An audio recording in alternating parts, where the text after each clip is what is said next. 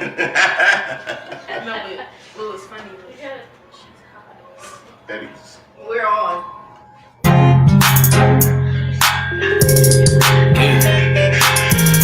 Cocky in this bitch, nigga. Get the back, nothing less. Get a sack, double up and smoke the rest. Anybody have a trip, we was on next, and I ain't even try to flex. Bitches love me, feel comfortable in the flesh. I asked a question, do you love me? Not yet. She still trying to be the best. Sign shit where you sound just like my mama. Bitch, you gotta know I'm him, cause she still worried about my problems. We coming through pissed off, but I hide your every jelly. Yeah, I had to fall back, but I get right back. Pop it, look, hated to love it, don't give a fuck, bitch, I'ma get it. Pop it and tuck it, chip my soda, yeah, I'm tripping. It's never nothing with the exception, shit, I just listen. Got money on my mind, baby, better mind your business. If you try me, you get stepped on, I'll slap you in my left arm. Condolences early, I'm a player, you might get let on. So I'm such a blessed charm, ain't even on my best form. Still die for the streets, why so we there to get left on. You had a beat to get some money, ain't no common sense. Do anything for money, got me kicked about my mama crib. And over my brother, show no loving to the opposites. Which wanna go to hill like hell, no, I just be causing. Let's worry about these bitches, I'ma worry about her butt. No, I can't show no love.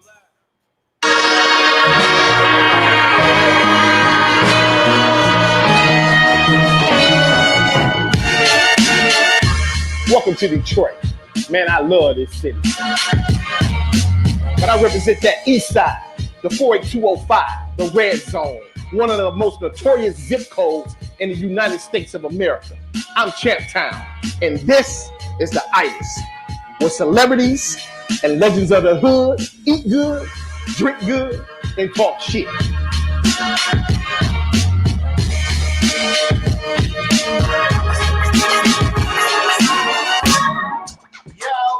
Yo, what's really good in your hood or in your crib or in your house or on your garbage dumpster you sleep next to?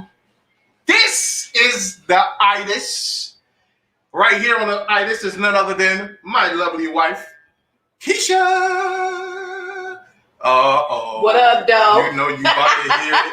You know you about to hear Bring it. it on. You about to hear it from that nigga. Right there. I'm gonna really need you to stop doing that for the people, okay? And you know it's definitely all about the Benjamins, baby. Ben Hot Mix Quaking is up in here. What's up, people? Oh yeah. So let's get right to it, man. I mean, Ben Quaking, you got the shot, dog. You got both of the shots, man. Yeah. Congratulations on that, man. Well, you know, it wasn't a bad experience at all. First shot, just soreness at the point of injection, and the second shot, same thing, no side effects, no fever, body aches that a lot of people were experiencing when they got the vaccination. So don't be afraid of it. I mean, to each his own. A lot of people have issues regarding it, but for me, I felt it was an opportunity, and I'm tired of living in a bubble. So the more people that do it, the sooner we can get out here and live our lives like we're supposed to. Yeah. And just in case you didn't know, this is brought to you by StreamYard, our good friends at StreamYard. They showing love, so we showing love. The way of the future is here, and StreamYard and the Itiszzz are tag team back again. You know what I'm saying? What up, Keisha? What's going on around here, girl? I don't know, but I'm telling you this. See, what was told to me was we was gonna have tacos. Okay. So, because that's what the guest, our special guest, whom I love, he said he likes tacos. So I had to do a spin on it. Because I think everybody likes tacos. So, I'm going to do a taco bowl. And I don't know if you can get this, but this right here, this is the, this is refried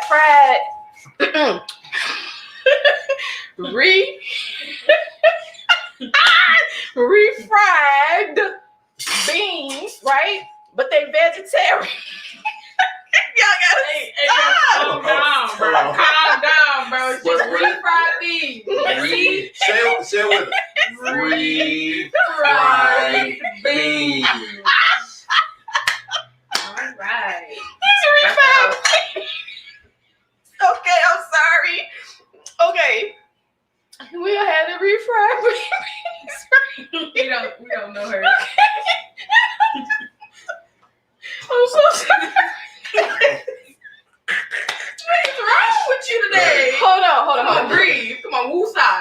Jesus. Martin and Bad Boys too. He's like, Okay, tears. Musa, I need you to calm it down. Okay, Just a cool. little bit. So, like I said, Don't even try no more. Skip over it. And then what was you doing?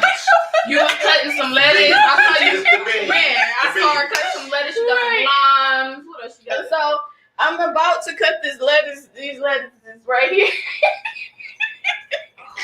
I'm not messing with y'all today. So anyway, we're gonna have taco bowls, and you can pick and choose what you want. I know you're not gonna eat the bowl. No.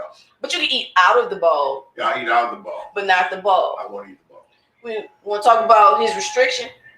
He restricted himself. I restricted myself, making some healthy choices, get some of this old man weight off, over years, I'm getting up there that half a century point, and, I'm past that, but, I'm trying to make some lifestyle changes where you can, try to hang around, it's important, Oh, okay. Yes. There ain't nothing wrong with that, man. But you know what? It's some crazy shit going on around in the United States of America. It seems like the nation has got people feeling real comfortable around here. So I want y'all to check this out for a minute. Where you from? Where you from? Where the fuck you from, nigga? You from here? Get the fuck out of here. You a clown, nigga. Oh God, you a clown, nigga. You from here? You a clown. What you gonna smack with that? Smack. Smack me. Smack me, nigga. Come on, get it. Drop it. Oh. Yeah, you got yours, buddy.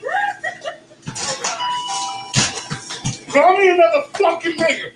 I don't give a fuck. Hey, man, these guys, you learn this lesson, man. Call me another nigga. Call me another fucking nigga. Okay.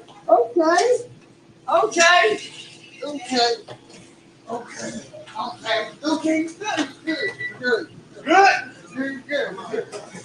good now? You good. I mean, damn. Talk to me, people. I will talk to me, Mixer. That's a word from our sponsor. Well, I want to say this. Now I feel bad about my name. Right. Oh, yeah? Well, Sorry, y'all. I'm sorry. One more time. What's your name? I'm that nigga. I'm not calling you that. This nigga. I'm not calling you It's okay. It's all right. But yeah. I mean, the black population is very sensitive when people that is not a part of the black population call us nigga. So it's probably wise to not do that, especially when somebody has a twisted T in hand. Well, I think his comfort zone. It was a little too comfy. Yeah, it was too comfy. Yeah, I think he kind of, if somebody tells you to back off, you got to know to back off. That man was very matter-of-factly that he didn't want to be called out his name. Yes. And your constant nigga this, nigga that. I don't care if you grew up next door in the household with him. Everybody's not going to accept you calling them that. That's correct. I mean, and although I don't condone, I don't condone the violence. I don't condone violence, but yeah,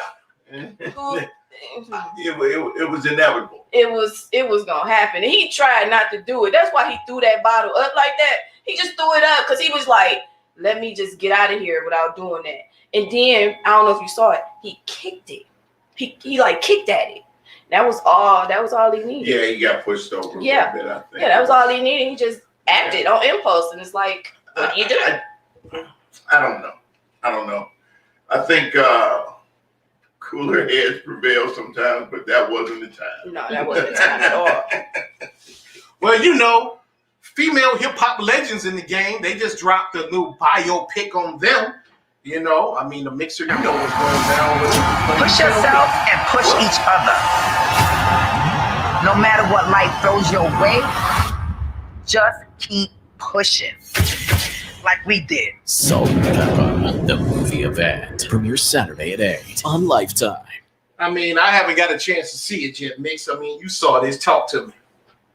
I enjoyed it. Yeah. I enjoyed it. It was informative. A lot of stuff, was just common things about their lives, and then they kind of went into some, I don't want to give away too much for people that are going to watch it later. But I enjoyed it. It was good. The only problem. Uh-oh. No. It wasn't that bad. But me living that era, because I may be about a year or two older than them, so it was just the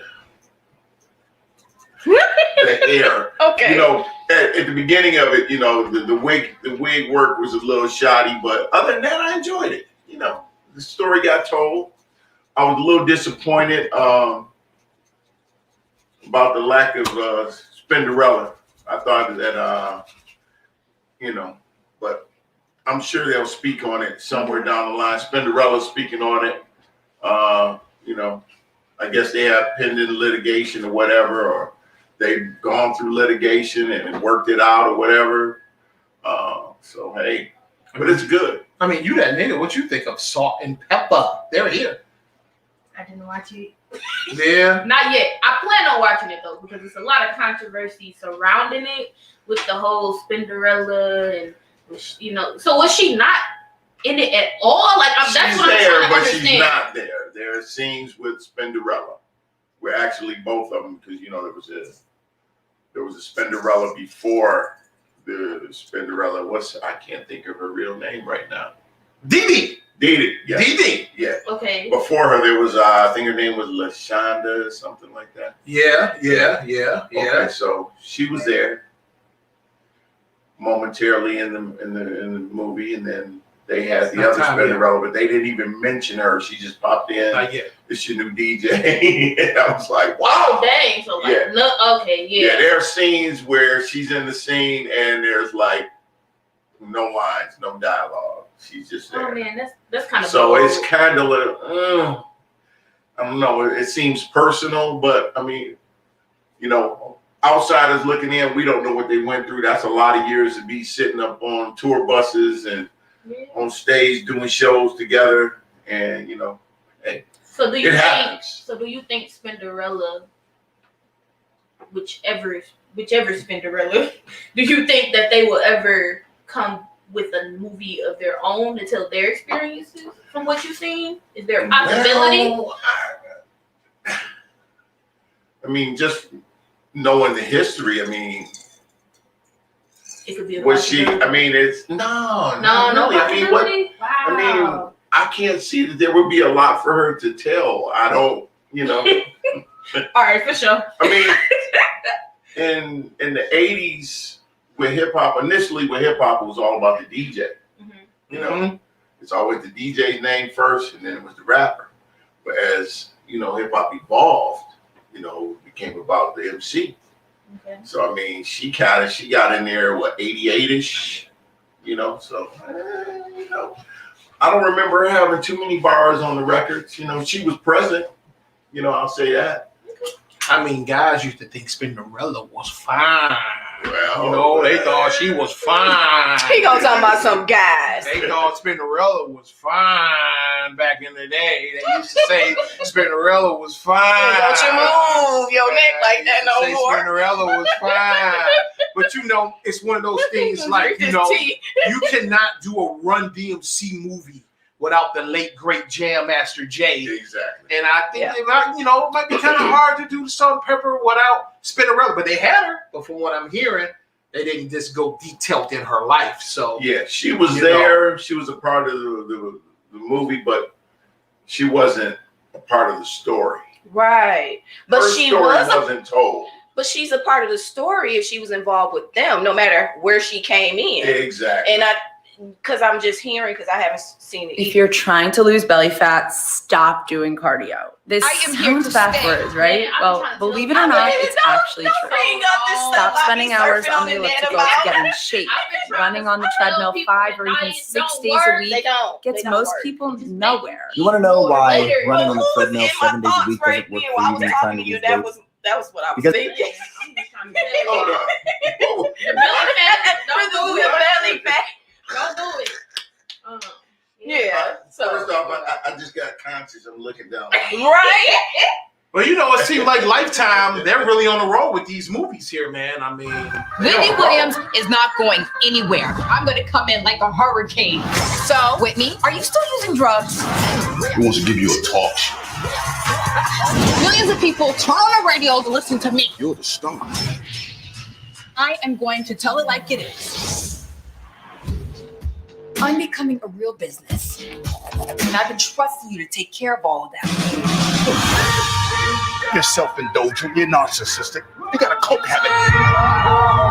He's having a baby with her. Before I had you, I had me. And not you nor anyone else have the power to take away my gifts. I'm gonna bring the heat.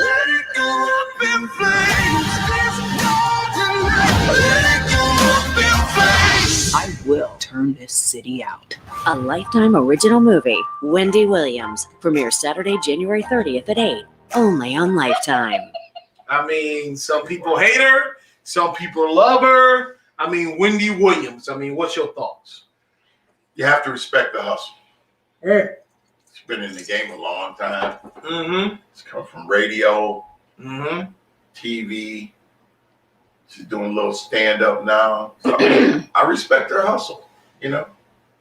I don't know if I'm comfortable about all the recent events. You know, we don't want to hear about your body count and all that. We don't care. Who body count? Yo, she be talking. Yeah. Wendy Williams body count? Oh yeah, she talk. So, I She mean, just out there just putting it all. Now Shit, I'm interested. I want to know. like, I want to know. Let me know, Wendy. Okay. Yeah. Wow. See, now, I mean, Everybody needs somebody to talk to. well, you can talk to Wendy. I'm gonna talk to Wendy. I want to talk to Wendy. We're gonna get this, baby girl. We're gonna get this straight. Get what straight? The story I want to know. The biggest thing, you know, the recent thing was she pulled Method Man out. Yeah, I guess maybe because Meth is hot right now with the was it Power Book 2? Is that what it's? Is that what Yes. it's called? Yeah. Yes. So Yes. you know. With a little boy, what's his name? Kanan's son. I think it's Kanan's son. We off topic, but I think that's Kanan's son. And I think Tasha got some explaining to do. Body count. Yeah, saying. Speaking of body count. Speaking of body count. Yo, before we bring our very special guests on, it's one more movie I want to review here. And I want to send a shout out to my man, you know what I'm saying? My man Charles King over at Micro. You know, this is a smart, young, black, intelligent man.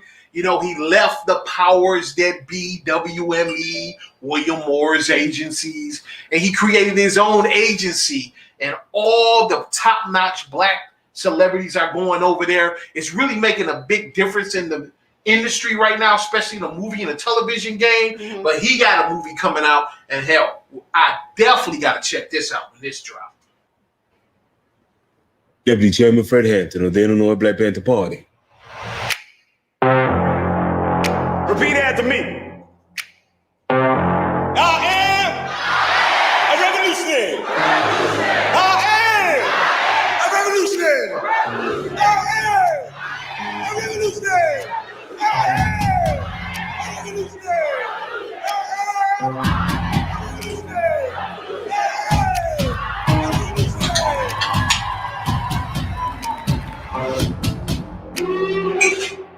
You're looking at 18 months for the stolen car, 5 years for impersonating a federal officer, or you can go home. The Black Panthers are forming a rainbow coalition of oppressed brothers and sisters of every color. Their aim is to sow hatred and inspire terror. I will learn all that I can. These ain't no terrorists. You can murder a liberator, but you can't murder liberation. You can murder a revolutionary, but you can't murder revolution. And you can murder a freedom fighter, but you can't murder freedom.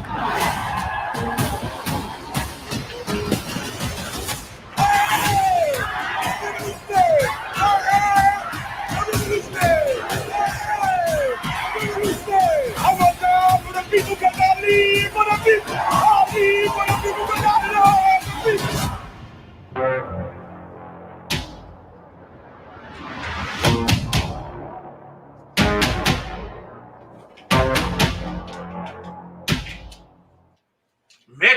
Talk to me. I know we talked about this. Yes. It's gonna be phenomenal. I'm excited. I saw some Easter eggs in the background back there. I don't want to give away the story, but if you follow the Fred Hampton story through history and books or whatnot, there's a lot of little things that were in that trailer that excited me. I'm excited to see it. Was it Lakeith Stanford? Daniel, is it Kaluuya? Is that how you say his name? Yeah, if you say it, that's how you say it. Right. I don't want to miss. If you say it, that's how you say it. I mean, you got two great actors in there. It looks like it's going to be great. I'm excited. Yeah, I'm excited. But you know what? This mark is the beginning of a new age. I mean, the question that we have to ask ourselves now is this the new now? The way things are being done. Because this is coming straight to HBO. It's not coming to the movie theater. It probably is for like one day. Just like whack-ass Wonder Woman when it flopped on Christmas. Oh. And we was all so hyped to watch Wonder Woman. Like, oh my God, Wonder Woman dropping. That shit was so whack. It dropped the ball tremendously. But this is what they're doing now. HBO, they're coming straight. What's supposed to come to the theater on Friday is showing up on HBO on the same day. They're going to do this with this movie. They're going to do this with The Matrix 3. Yeah. This is the new now. What you think, Mixer? Yeah, it's okay. Matrix 4. It's okay. It's okay. Matrix 4. What you think, Keisha? The bottom line to that is, how many stories we thought? yeah. That you said that shit wrong. Correction, my dear. This is the thing. What we supposed to do? What you gonna do? I'm not going to nobody's theater. Mm-hmm. When I say no, I mean nobody's theater. No.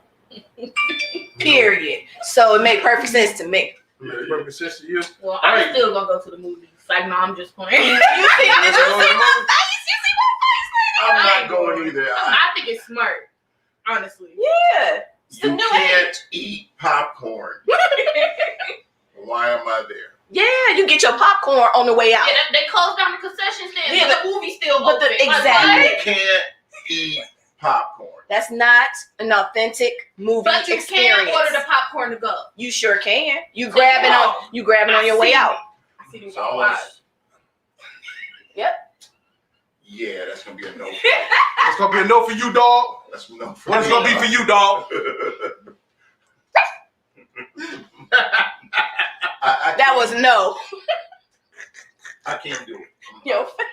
The whole experience of sitting down with your big beverage, big bucket of popcorn, sitting there snacking. Wait a minute. I take it you like popcorn.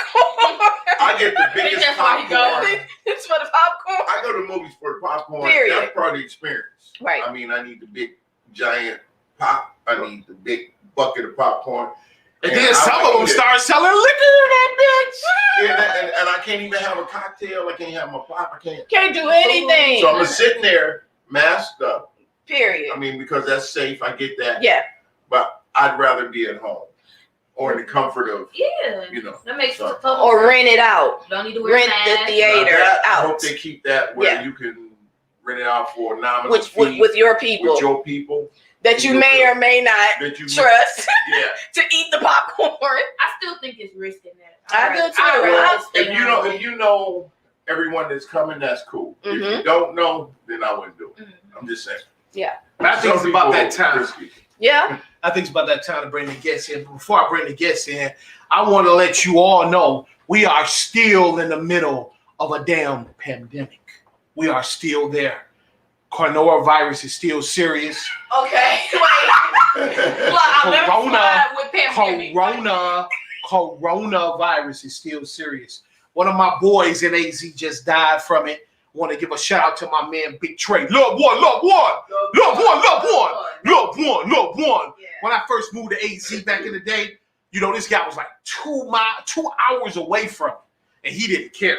He drove all the way before I got my vehicle out there. Took me to buy my vehicle. I mean, he was just there for a brother. So I want to say, you know, I usually don't say it, so I'm not going to say it, but I just want to give a shout out to my man Big Trey from AZ. Love one. And for all those that's, that's trying to be, sarcastic or sending your girlfriend messages on Facebook and shit like that, like, look, they doing the itis. Look, I'm a straight shooter. And this is a pandemic. And if you ain't been with us and you ain't been over here every day, like this man right here, Benjamin Quayton, he's been over here all through this shit with us. He values the same values that we value. He's taking extra care of himself. He's the first Negro around here to get 2 shots. So he's here. So if your ass ain't here, don't be trying to get your girl to do some subliminal shit, because the itis is Keisha's show. She called the shots, who comes on here, and I back her up. So cut the subliminal shit out like the Chinese food shit, Negro, and hit me direct if you got an issue or if you want to talk to me about something. Let's don't be subliminal. Let's keep this shit 100. What's on your phone? Because that's how I roll here on the itis. You know what I'm saying? So, Keisha, I think it's time that we bring our first guest in. And let me introduce this guy the proper way. This guy is from a place called Delaware. Okay? This guy right here has changed the whole face of the hip-hop industry. I want you to clearly understand that. He saw the future way before anybody else saw the future. I spent many hours with him. I spent many days with him. I'm happy to say this is one of my close friends. Ladies and gentlemen, straight from Delaware. And we got some shit to educate you on and some shit to talk to you about. It's none other than my brother, the Grandmaster, Grouchy Grand. Oh, hip-hop. What's up? He's in this bit. Can y'all hear me all right? Yes. All right. Grouchy. What's happening, my brother? Loving the show, man. I'm digging it already. Hey, you already know what it is, Grouchy. You already know what it is. Yo, Mix, I'm loving that shirt right there, man. Philly International, baby. 50th anniversary. Yeah, man. Let me tell y'all, Mr. Gamble was a good friend of mine, or it is a good friend of mine. I don't mean to say was, and he gave me a lot of game early on in the beginning of all hip hop. Yes, sir. I was there the day that they took down the Philly International signs on South Broad Street, and they put up they sold the building, and put up apartments. So I mean they cashed out. Well, Mr. Gamble owns like half of South Philly anyway. But and the studio had burnt down. Some crackhead had set the studio on fire like maybe 2 years prior. But all I'm saying is dope shirt. I was trying to figure out why they tore it down. I'm like, why would you tear this down? I was hurt, man. Yeah, I was too, man. They did the same shit the flight time. My whole thing was like, why don't you just pick that motherfucker up and drop it on the side of Paisley Park? Right. Yeah. I was hurt when they took down Philly International. I'm the only person with that footage too. Nobody else got it. I got them. The cranes taking the sign off and dismantling it one by one. That's See, Grouch, a lot of people don't give you the credit that you give. But tonight, we gonna make sure you get that motherfucking credit. So what I want to do right now, I want to show you something on the video right quick. And I want you to give me your thoughts when you see this shit right here. I really want you to give me your thoughts. Good Lord. Oh, man. I already know. Yeah. Talk to me, Grouch. Talk to me, Grouch, about the importance of the two-way sky pager. Is that what really set it off for you? That's part of what set it off. Jadakiss has said that that was the first social network, on the net, And for those who don't know, all hip hop early on, we had a network of everybody's two-way devices, people who had cell phones that could receive SMS messages. And, this is 10 years before the iPhone or any digital phone even existed. And, we had probably 300,000, 400,000 people that received our daily news every day. So, I was in the early days of all hip hop, I was collecting an unemployment check. And one of the first things I did with my unemployment check was I copped a phone. It was called OmniPoint. OmniPoint is like the predecessor to T-Mobile. T-Mobile eventually, OmniPoint was sold to whoever, and eventually it became T-Mobile. But the phone would get, I noticed that I was getting the weather from Yahoo, and I couldn't figure out how they were sending it to me, So one day I sat up on a computer and I typed in my phone number followed by @omnipoint, right, .net. Their domain name, and the message came through, and I was like, oh, it's about to be on and popping. This means that I can send from an email address to everybody's two-way pages, because back in the early 2000s, 99 to like 2003, everybody had them SkyTel joints. Everybody had them, and they were dope. You could hold a button down and beam information back and forth. I mean, I still miss them. I wish they would make a comeback, but I realized right then and there, I was like, oh, I can send messages to these things and people will get them and receive them. And sure enough, that's what happened. And from there, I started reaching out to contacts I had in the music industry, mainly DJ contacts. My boy Buys One, my boy Ben Willis, my boy Mark Bolkovich, and they emptied out their contacts of DJs and radio people and promotional people. And from there, I started sending messages out to them. I was still working at a job at a bank, and I would come home on my break. I was late. I eventually got fired because of this, but I would come home on my break. Yeah. They did you a favor. Oh man, I'll tell you a story about my last day. But I would come home on my break. I would send these messages out, almost one by one, because I hadn't figured out yet what how to deliver everything in bulk. I mean, remember, this is 1999, 2000. Things like MailChimp and none of that existed.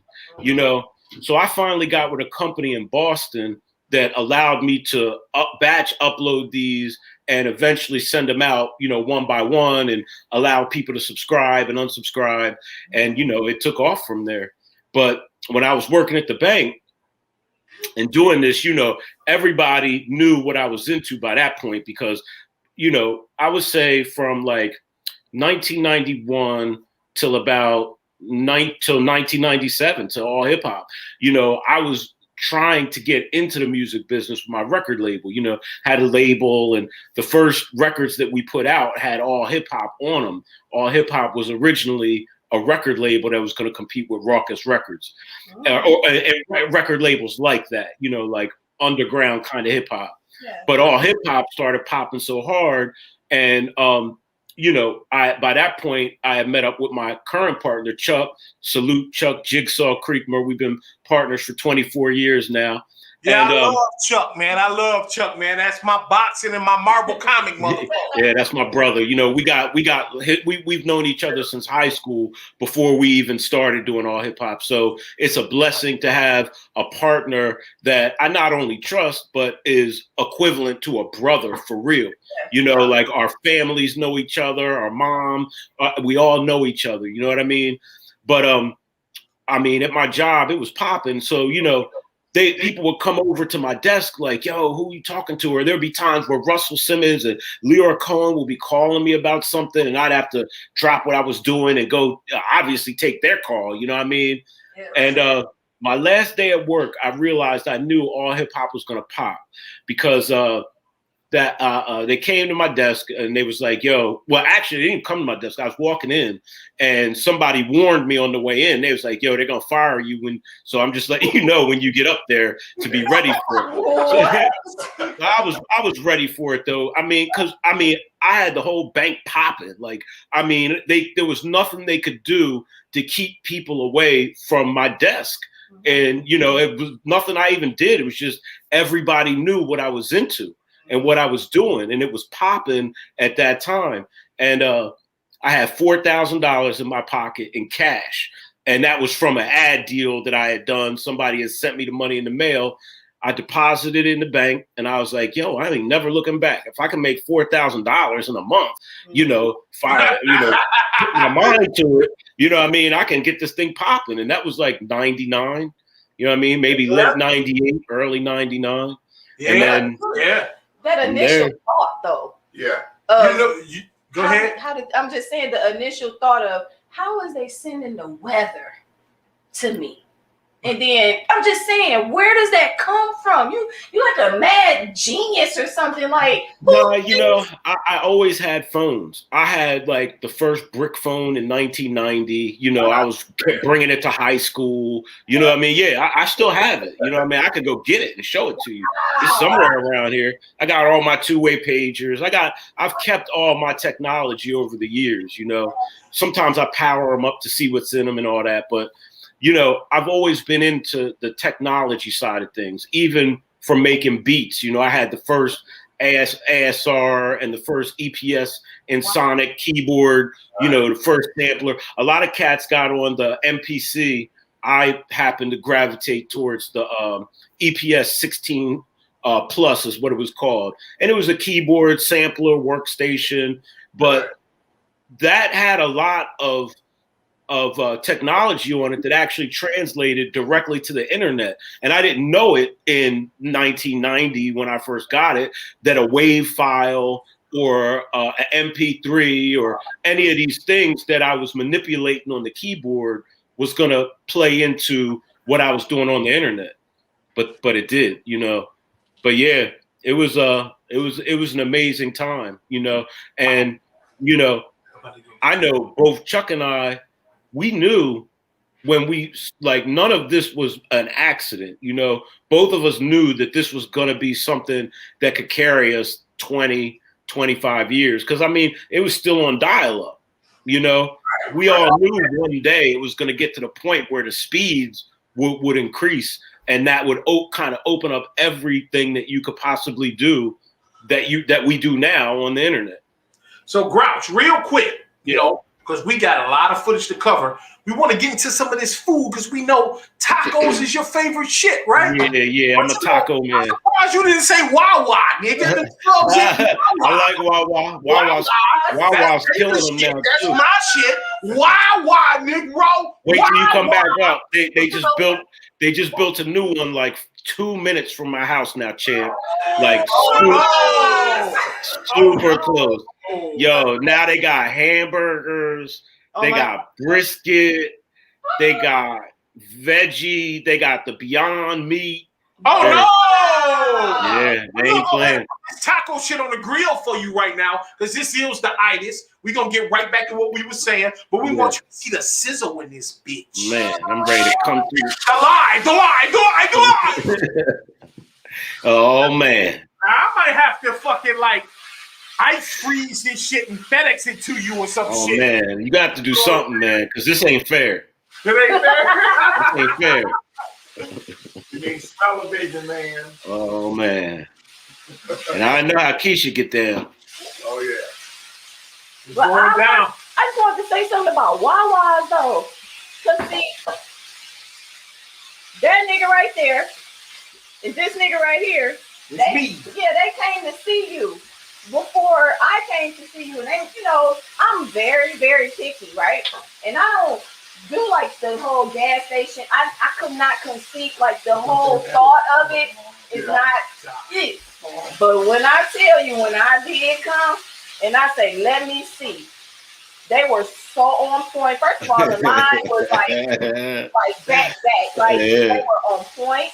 They were clean. They were glove and boom, boom, boom, boom. And they were nice because I didn't know the whole.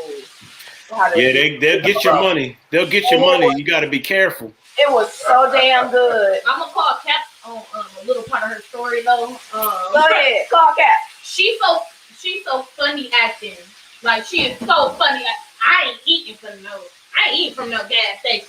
Gas station. Why would y'all eat from there? Cause it's good. That's why. Okay, I got it. Wawa is the shit. Wawa is the shit. Hashtag period. Okay. Fabulous just took a picture. Fabulous just took a picture in front of Wawa the other night on his Instagram. Wow. Yeah. So Grouch, man. Yeah. I mean, the history is incredible. What you've been doing with allhiphop.com. You know, there's no more Vibe magazine. Not to diss it. It was a great magazine. The source is like leaning on the kickstand. You know what I'm saying? There's no more Blaze magazine. And I think that the key to allhiphop.com is it brings old school and it brings new school together. It brings everything together, man. What's your take on that? Yeah, you know, we try to live up to the name, you know, all hip hop. It's got to encompass everything. And as the genre changes, we got to change with it.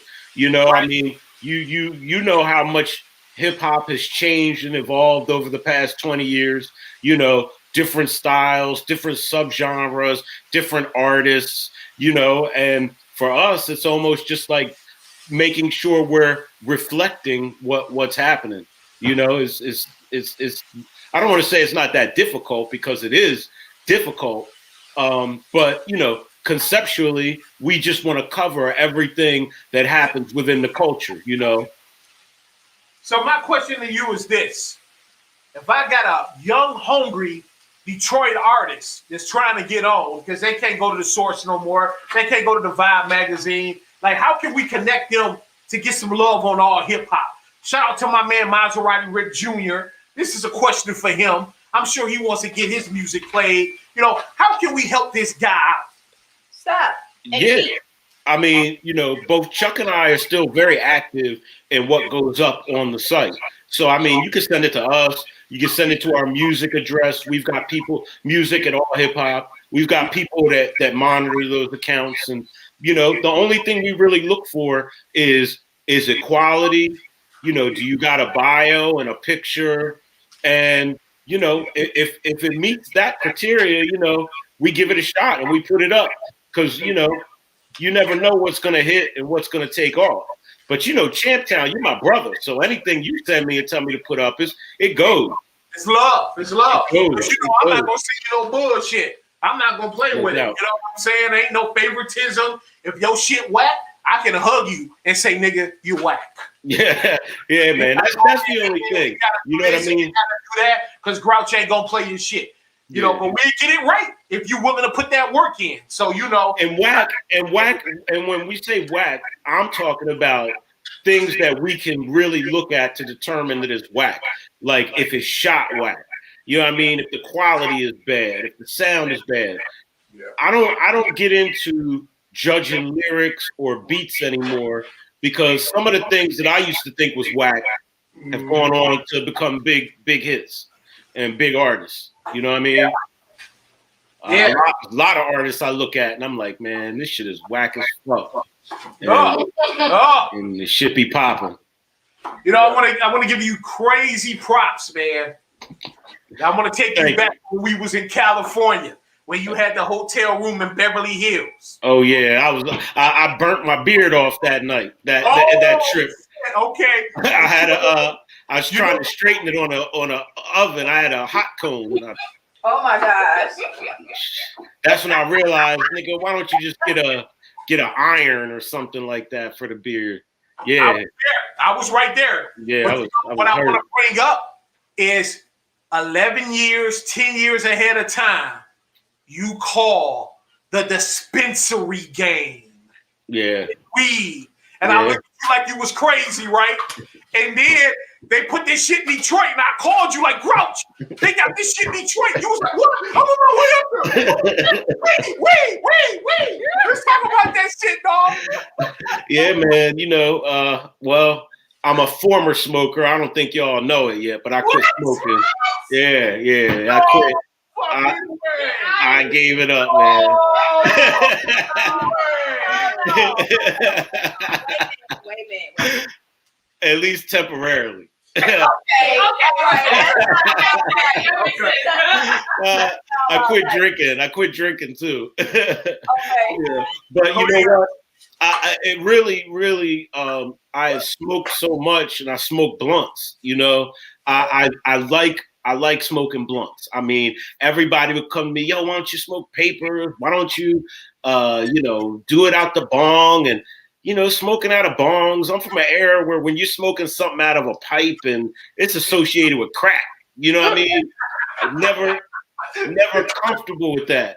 But I started feeling guilty after I had my second son, Ramsey, about the smoke. And I started feeling like I was cutting my own life short and the time that I was going to be able to have with both of my sons if I kept doing it. I mean, the fact of the matter is we're human, we're not indestructible, and these habits, you know different. I'm no different than anybody else. Eventually it's going to catch you.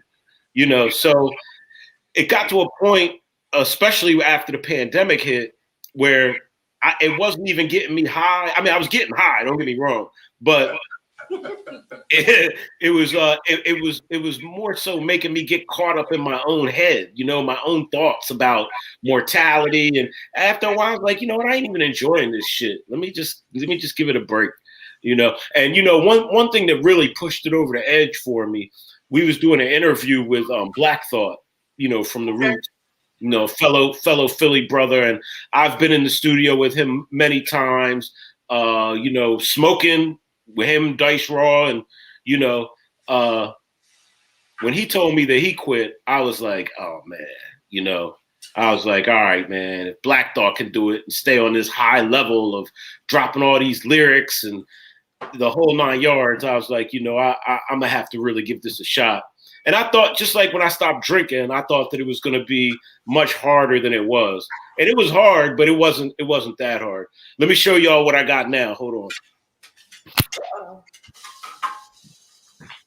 Mix, I know you had something to say about Black Thought. What was you thinking about Black Thought, dog? I was going to have his opinion on that freestyle, man. Now I'm back. I'm going back to the old school. Oh. All right. You know what I'm talking about? The flavor wood. Yes, yes, sir. Yeah. I mean, so that gives me my little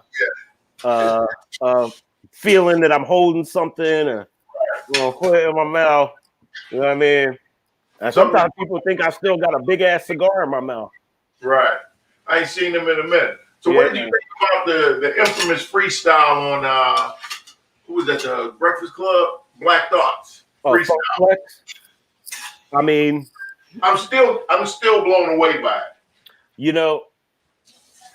It was one of those things that if you don't see it or you haven't seen it, it's hard to believe, that he was going off the top on that level. I mean, I was blown away. The first minute, I was like, this is dope. The second minute, third minute, fourth minute, I was like, okay, Black Thought's spazzing out. 5th, 6th, 7th, 8th minute, I was like, when is this guy gonna stop? When it got into 10, I'm like, this is unheard of. I mean, I can't drop a freestyle for 20 seconds. You know what I mean?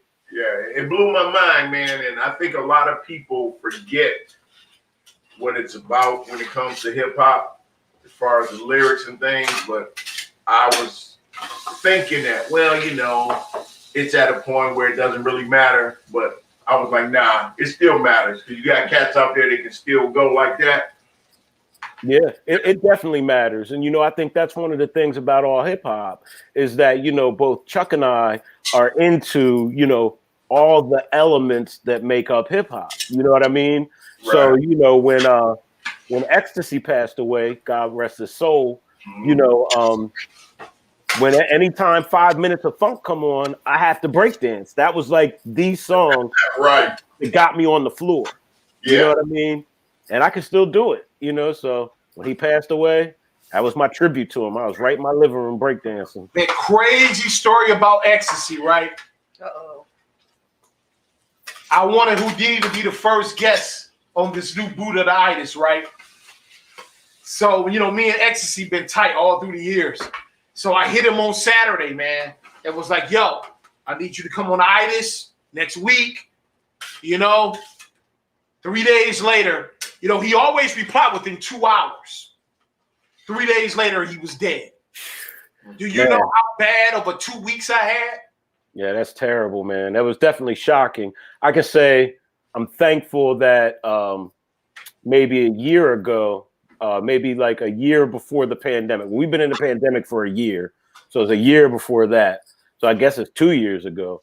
I got to hang out with him and Jalil backstage. You know, there was an old school show going on in Philly. And that joint was packed, you know, genuine, my fault, was performing. he was performing. It's Pony. The Pony Man. The Pony Man. Yeah, but I got to hang with him. I got to hang with him and tell him, you know, how dope he was, the influence he had and all that. So, you know, that was good, man. Yeah. Let's talk about the tech world, Grouch. I mean, you've been up on it. You go to these crazy ass seminars. You know, your boy Chameleon there. Who else you know into this shit, Hot Mix? What's going on? I think Nas is involved. Yeah, a lot of people in hip hop are transitioning into the tech world.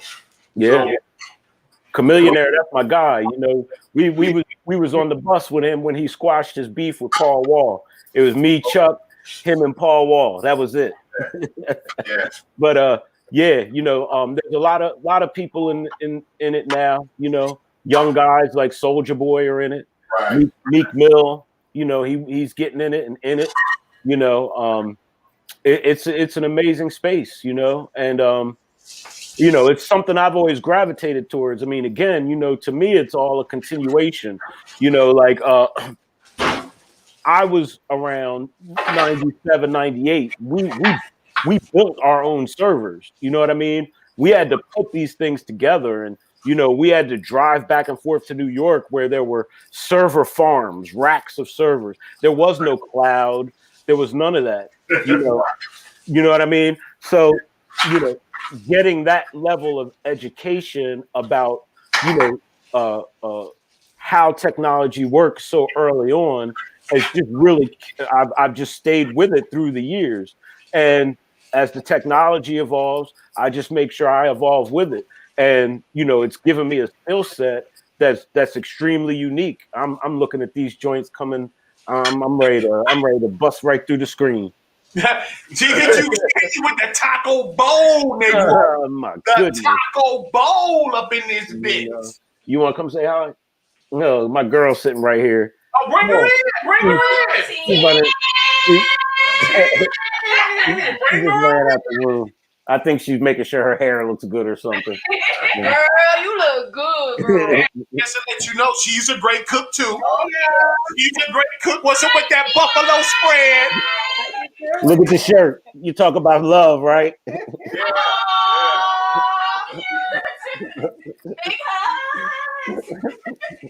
All right, get out of here. No, I'm just kidding. But I heard a rumor that MC Hammer had some rights in Twitter. I don't think that's true. You know, but you'd have to talk with Hammer about that. Oh yeah, you know I can here. Hammer, that's your boy. Hammer's your boy, right? Mm-hmm. Hammer's my dog. Yeah, you know. Yeah. Cool. Shout out to Hammer. He had a little something to do with getting Harry O out the joint. Oh, did he really? Yeah, he was one of the advocates. Yep, him and Snoop. But yeah, the tech stuff, man. You know, it's interesting because, you know, our brand is 24 years old. You know, so now, you know, sometimes at these tech companies, there's younger people there. Sometimes the people are younger than our brand. You know what I mean? And you know, this side of the game is still very white. You know, it's very white. I think it's like, you know, 3% of at least the last study the tech industry was made up of Black men and Black women. You know, I remember maybe like 3 years ago, I was at a Google's campus in Mountain View, California, and I was waiting for my meeting, and I was just sitting in the lobby, and I was watching the people go back and forth, and at some point it dawned on me like, yo, everybody's white, Asian, or Indian. Like, there is not a Black person in sight.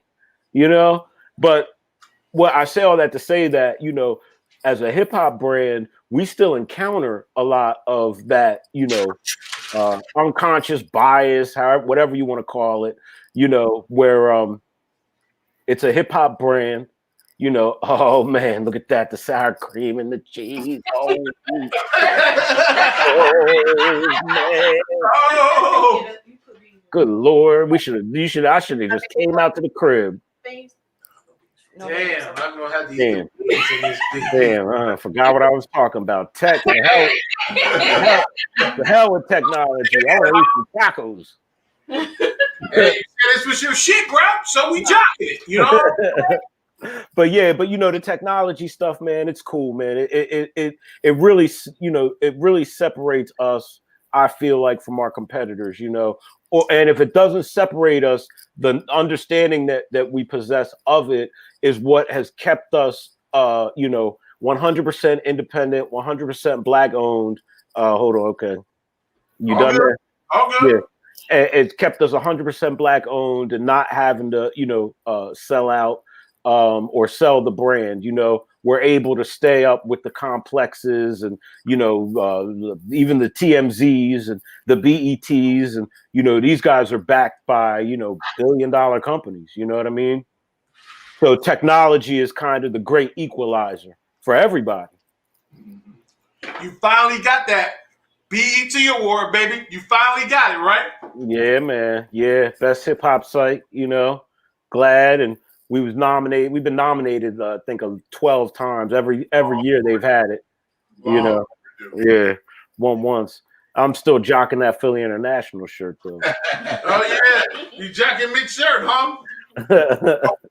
Let me ask you this: the big shakeup with Reddit, Robinhood. GameStop, AMC. What's your take on that? Man, I wish I had stock in all of them prior to the Wall Street Bets forum going hard. Yeah. I think it's going to be good for young people, young investors, and it's going to encourage a lot of people to get into the stock market. But you know, I do know that, you know, you have to be careful with some of these things too, because you can lose your money really quick. You know, they're short selling. The hedge funds have, you know, we're short selling the stock, and Wall Street Bets is, you know, buying it up and forcing the hedge funds to have to, you know, call in the stocks that they borrowed. You know, so, you know, it's interesting, you know, but you know, I've got some stuff with, I use Robinhood, I use Coinbase for my crypto, and you know, I'm playing them all. You know what I mean? I've got some Bitcoin, I've got Litecoin, I've got Ethereum, but you know, I look at every one of those as long-term gambles. You know, nothing that I'm doing with them is short term. So I don't have any stock in GameStop because I never thought that it would go up. And you know, I think that this is a novelty that we're seeing that eventually is going to somehow be brought under control.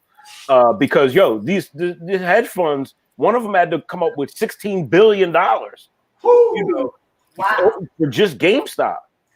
You know, the guy who owns Chewy.com and PetSmart.com, I forget his name, but he made $9 billion in the last year. $9 billion off of GameStop. Boy, 9 billion. Oh man, look at you playing.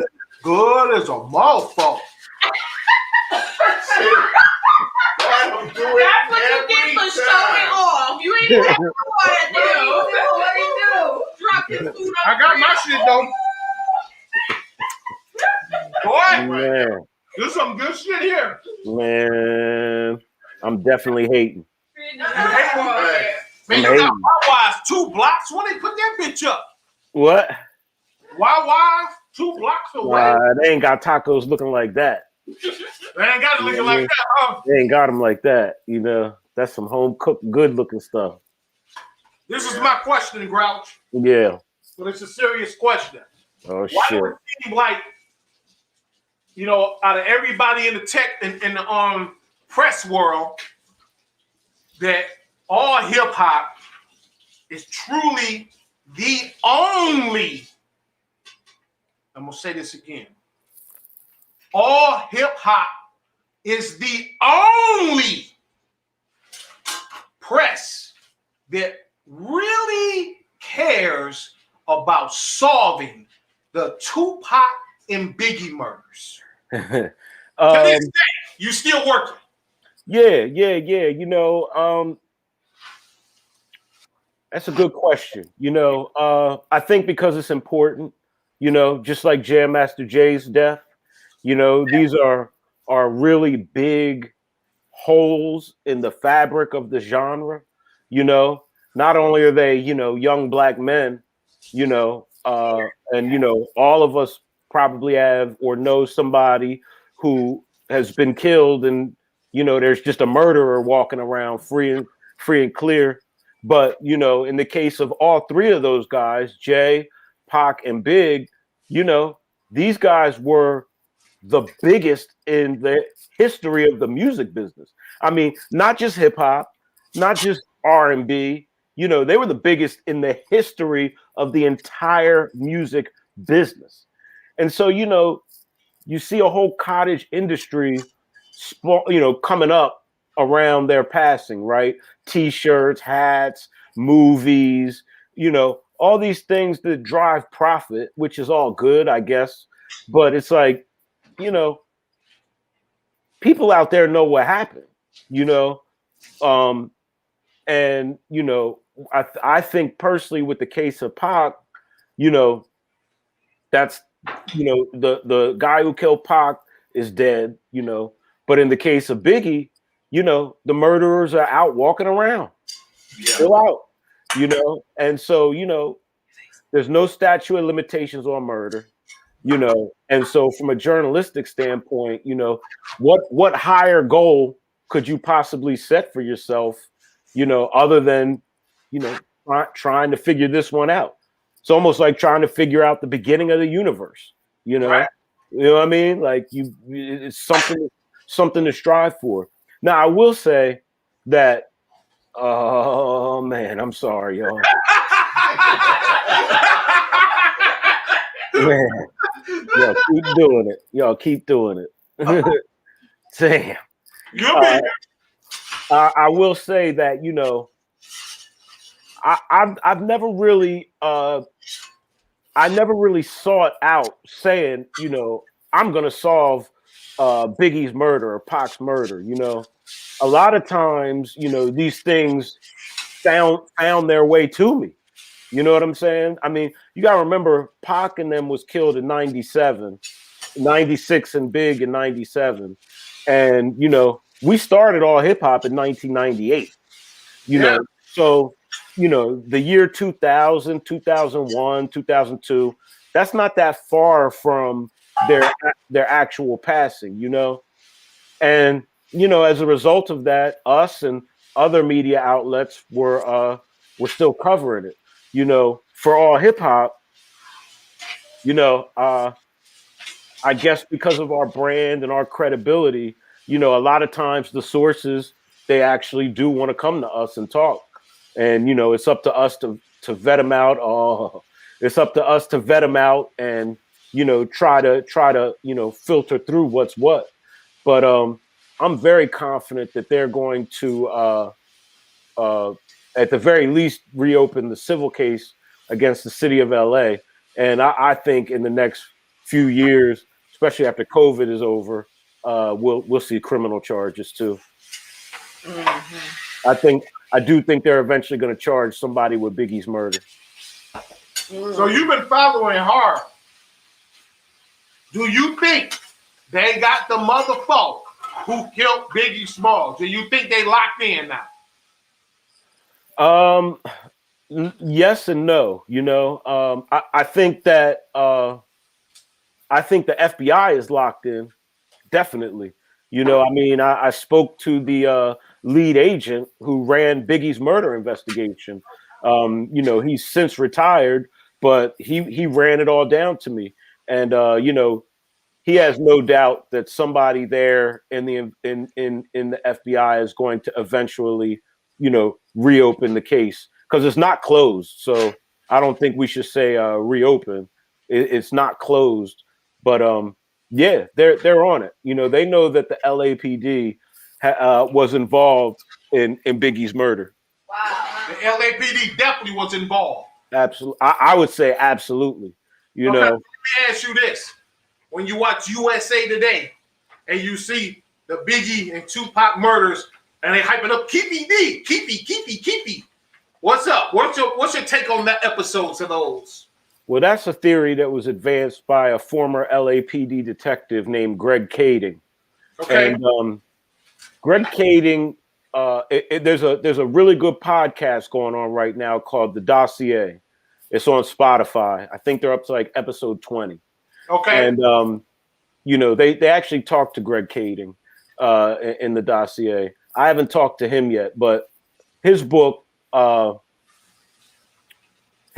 advances the theory that you know, Keefe D and those guys were killed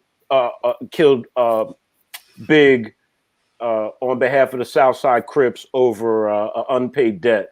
That book is called Murder Rap: The Untold Story of Biggie Smalls and Tupac Shakur Murder Investigations by the Detective Who Solved Both Cases. That's the full title of the book for anybody that wants to, you know, look it up. And that's what USA's TV show is based on. Now, another guy, Russell Poole, was also a lead homicide detective for the LAPD, and he wrote two books. One is called Labyrinth, and one is called Dead Wrong. And he's the one who advances the theory that the LAPD did it, that it was a continuation of the Rampart scandal. So, you know, the Rampart cops were the guys who were, you know, knocking down people's doors with battering rams all throughout LA. And, you know, when you hear, you know, songs like Fuck the Police, you know, that's who they're talking about. You know, these guys from the Rampart division. And Hey, they were robbing banks. Mm-hmm. Whatever happened to Sylvester Stallone was supposed to do a movie on him. Yeah, I don't know. Damn. I don't know. Maybe it got too hot for Sly. Yeah. But can box his way out of that shit. But yeah, but you know, that's where these two alternative theories come from.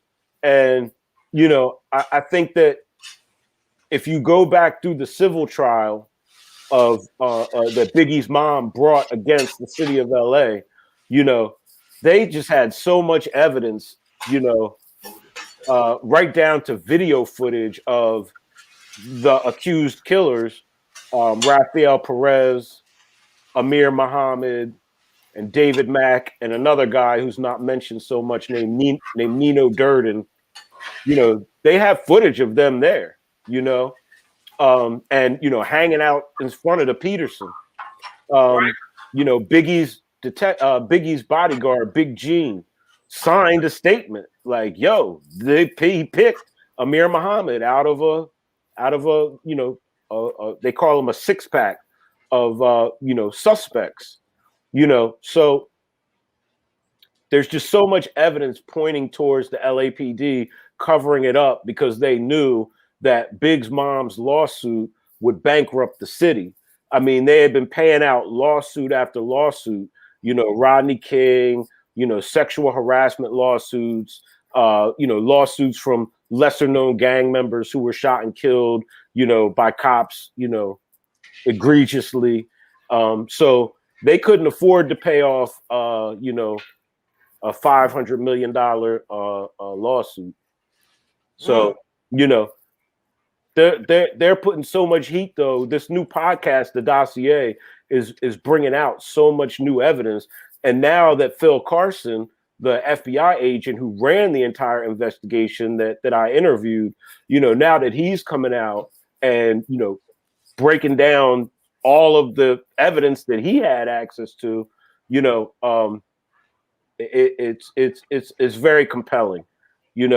Another thing, there's an infamous journalist named Chuck Phillips.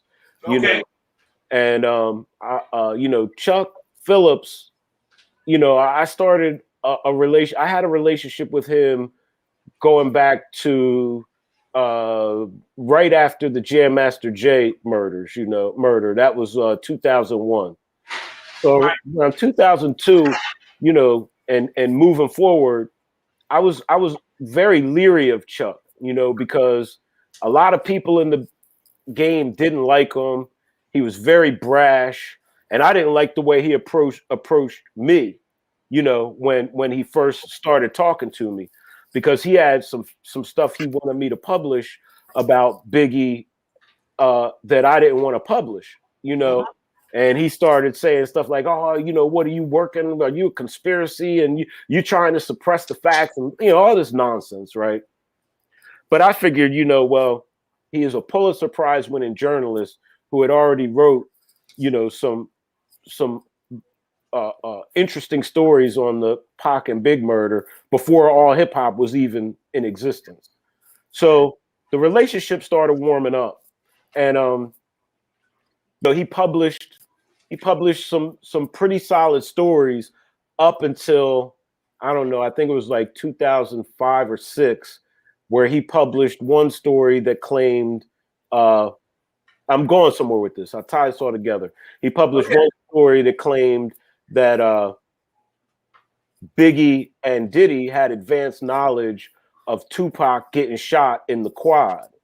Now, I know Jimmy Henchman, who supposedly ordered that.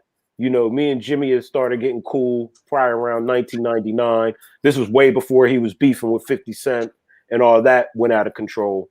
And Jimmy denied it. He said the story was a lie, and the LA Times, wanted us to publish a teaser saying, "Yo, this story is going to come out on Monday. We want you to let people know that it's going to come out." So we ran that story on a Saturday. Diddy hit the roof, Jimmy hit the roof. They both denied any knowledge of it. The LA Times published it, and it was a major shitstorm, because Diddy and them said, "Yo, this is all lies. We didn't have no knowledge of that," right? So maybe about a week after the story was published, there was a website, another court website called thesmokinggun.com. And the Smoking Gun analyzed the documents that Chuck Phillips had used for his story. They're called 302s. That's what the documents were called, right? And it was supposedly a proffer that a proffer agreement that somebody had done. And a proffer is when you talk to the government, give them evidence, and trying to get out of a situation. Basically, working towards a plea bargain or something like that. So, come to find out, all those documents were fake. They were all forged and put into the court system by a con man, right? The con man's name was Jimmy Sabatino, right? And early on, it's interesting because early on, Jimmy Sabatino had claimed that he had helped fund the early conferences, like How Can I Be Down, and he claimed they were all funded by credit card scams that he helped run with Jimmy Henchman, right? That's Peter Thomas in them. Damn. Yeah. Right. So damn. So he was in prison for fraud at the time. Somehow he got in to the court system and forged these documents and put them in to the Biggie's files. So Chuck Phillips comes across them, finds them, thinks they're real, and publishes them. So the Smoking Gun figures out that they're fake, that they matched up the typeset and all this stuff. And Chuck Phillips was ruined. That ruined him. The LA Times fired him, right? The LA Times fired him. He had to run a retraction. Jimmy Henchman sued for $300,000. Everybody said Jimmy Sabatino ran the con, and that it was all that third. Now Jimmy ended up going to jail again for scamming credit card companies all throughout Miami. One thing I found interesting that at least gave Jimmy a little bit of credibility was there was a hitman for, I'm pretty sure he was a hitman for the Genovese family named Kenji Gallo. And Kenny Gallo, Kenji and Kenny, the same thing. He said that Jimmy, he told a story of being in a meeting with a Gambino captain. Anyway, come to find out, Jimmy Sabatino's dad, James Sabatino Jr., was a captain in the Gambino family. So all of a sudden it's like, well, wait a minute, this all is like all so convoluted and mixed up. So long story short, I want to give a shout out to Anthony Gambino III. That's my boy, Anthony Gambino III. What's up? So I on our stories, we were safe because we ran Diddy's statement, we ran Jimmy's statement, saying that they didn't have anything to do with it, no advanced knowledge, the whole 9 yards. Chuck Phillips gets fired from the LA. Well, no, he was still working for the Los Angeles Times, I guess, and he started running stories on Jimmy Henchman dealing drugs and all that, and that eventually brought the FBI onto Jimmy's tail, and Jimmy ended up going to life, doing life sentence for dealing drugs and murdering 50 Cent's boy. I sat in on that trial, and Chuck Phillips was there for the first 3 days. The first day, Jimmy had a fit, and they kicked Chuck Phillips out of court. And for 2 days after that, Chuck and I went to lunch, and we talked about a number of different things. The trial, the Biggie stuff, and all that. I went out to LA, and when I was in LA, I met up with Chuck just to see what he was up to. Because by this point, he had been fired from the LAPD. And I mean, he was so smashed. He was so drunk. He got up out of his chair, fell flat on his face. I don't think I've ever told anybody these stories. Fell flat on his face. I mean, I'm talking on the cement, flat. I couldn't believe it. I was like, man, I don't know what's up with this dude. So moving forward, he kind of fell off the radar, and nobody's actually ever heard from him. Nobody's heard from him in like 10 years, Well, Jimmy got convicted, I think, in what? 20, my dates are mixed up. Jimmy was convicted in, I think, like 2016 or 15. So maybe nobody's heard from Chuck in like 5 years, right? So as I'm talking to Phil Carson, who is the lead detective running the Biggie case, he tells me how Chuck Phillips was working with the LA Times and the LAPD to publish fake stories to get the heat off of the Los Angeles cops. Damn, dog. And he has it on tape. He's got the tapes. He's got the evidence. I mean, he's got everything. It's in the interviews that I did with Phil Carson. They're both on All Hip Hop. You can just Google All Hip Hop, Phil Carson, and both all three will come up. But that was incredible. Those interviews was incredible. Listen up, people. You gotta go to allhiphop.com and watch these interviews with Grouchy and these guys, these investigators and shit. This shit is so intriguing, it hits you.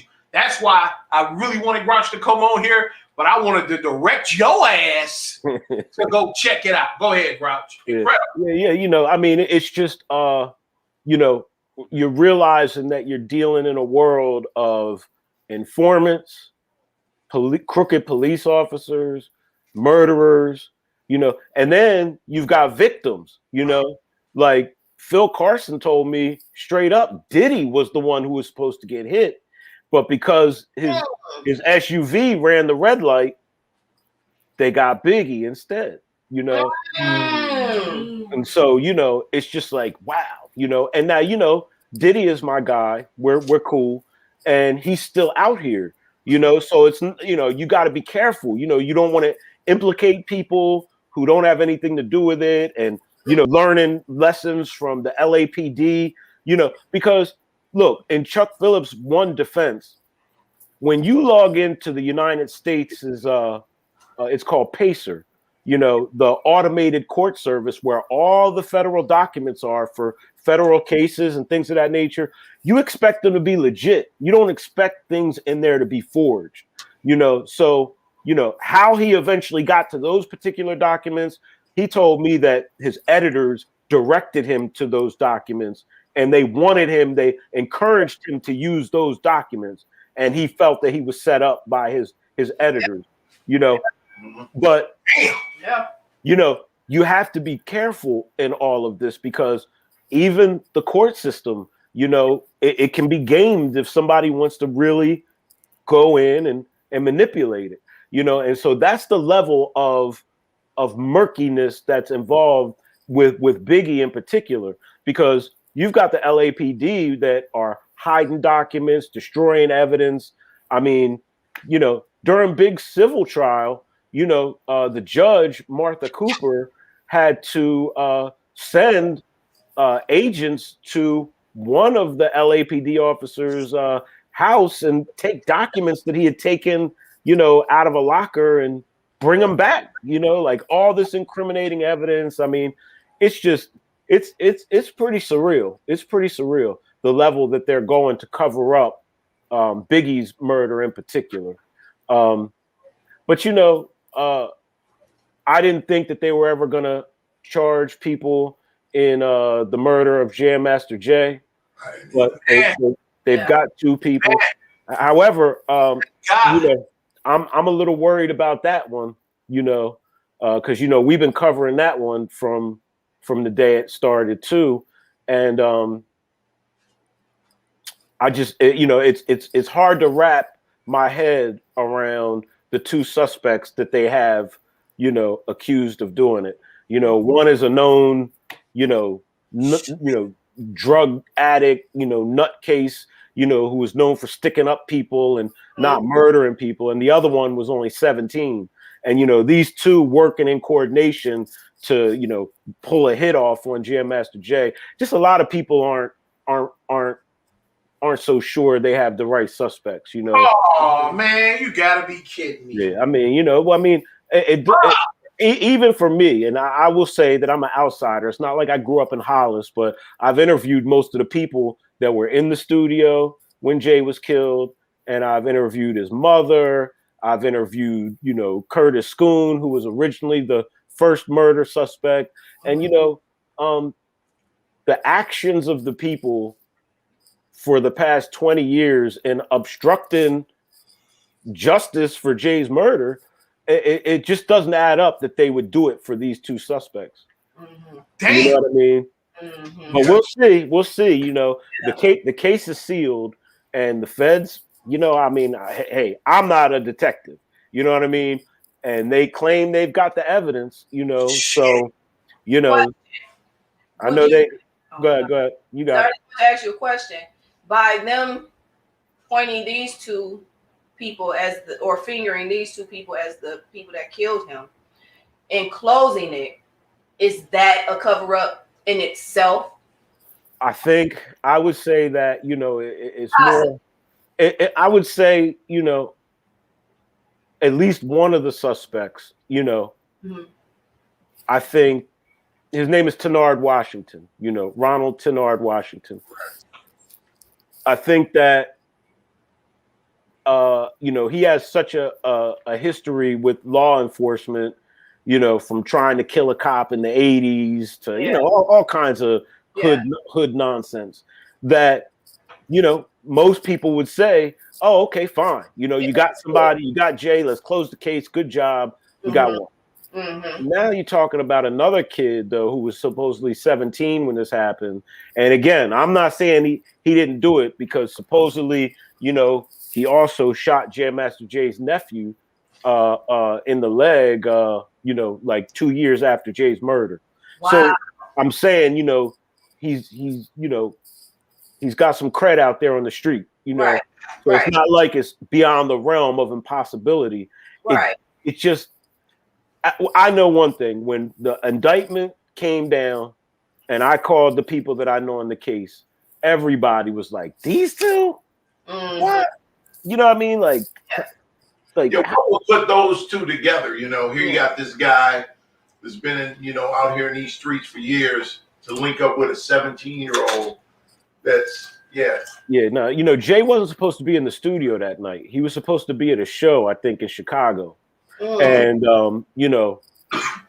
if you ask me from interviewing everybody, it just seems like maybe there was some sort of altercation, not the way the witnesses say. The gunman walked in, hugged Jay, and then somebody came in behind him and shot him. There's so much sketchy stuff. They moved the furniture around. They got rid of the tapes. The videotapes in the studio were recorded over. All these things. Not to mention how some of the people in the studio acted. In the days after Jay's passing. So I don't know. I hope that they have the two right people. I truly do. It would be nice to have closure for Jay and his family and all that, but I don't know, and them saying Jay was involved in a huge deal, cocaine deal and all that. I mean, I believe that, I believe that he was, hustling cocaine, but I don't think he was selling it. I think he was probably acting as a middleman. Yeah. The feds claim that his friends robbed him of his drugs and that, there's going to be more charges eventually coming down for other people who were involved in it. But as far as, a hitman, somebody ordering a hit on Jay because, the person lost their drugs. Yeah. I don't think I think I got explosive information I can't reveal yet, though. Get the fuck off our show! Leave our show! Get the fuck off our show! Get the fuck off our show! Yo, I'll just say this. I'll just say this. That somebody told me, who his Midwest supplier was. I'll leave it at that. Okay. And it makes sense. It makes sense. It makes sense. But what doesn't make sense is that person would order a hit on Jay. That don't make sense. So what I'm trying to say is that I don't know if there was a hit ordered on Jay over him missing drugs, and then these two people came in and executed the hit. Yeah. No way. And at this point, there's so much reasonable doubt that the feds might have a hard time getting a conviction against these two. One of them got a really good defense attorney. One of my homeboys, Kenneth Montgomery. Me and Ken go way back to the beginnings of all hip hop. In fact, when I was sitting in on the Jimmy Henchman trial, Jimmy's lawyer came up to me and was trying to subpoena me to get on the stand. And Ken happened to walk in, and I was like, "Yo, Ken, you got to go get this dude off my back."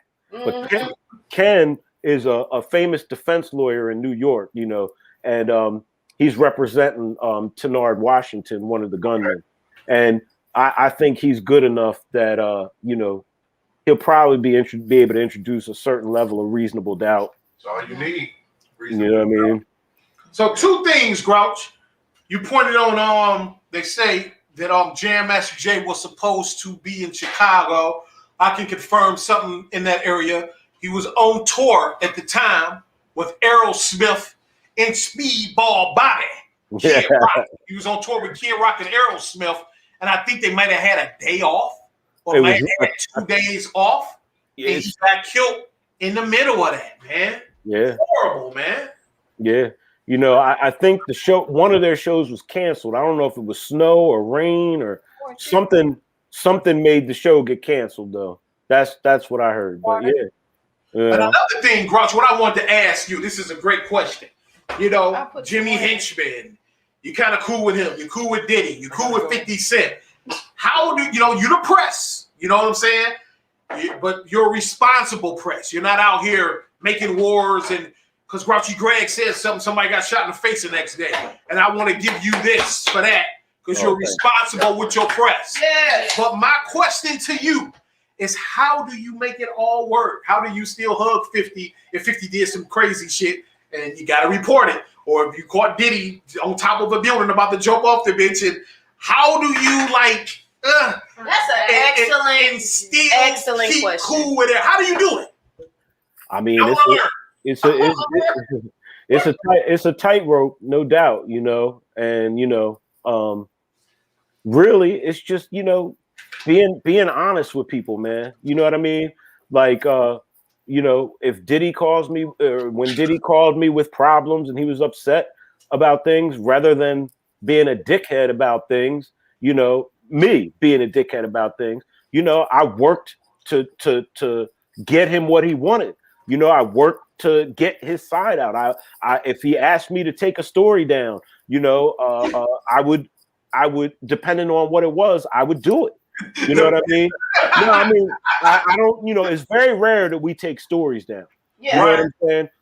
It's very rare, you know, but in the case of the LA Times situation, you know, I mean, I was in Austin celebrating my birthday when we dropped them stories, and I had to leave and fly home. I left early just so I could be completely focused on making sure I didn't ruin my relationship with Diddy. He's been one of the most powerful men in the entire entertainment business. He's not somebody you want to fuck around with. You know what I mean? On a lot of levels. Yeah. You know what I mean? So, you know, it's just that same thing with 50. You know what I mean?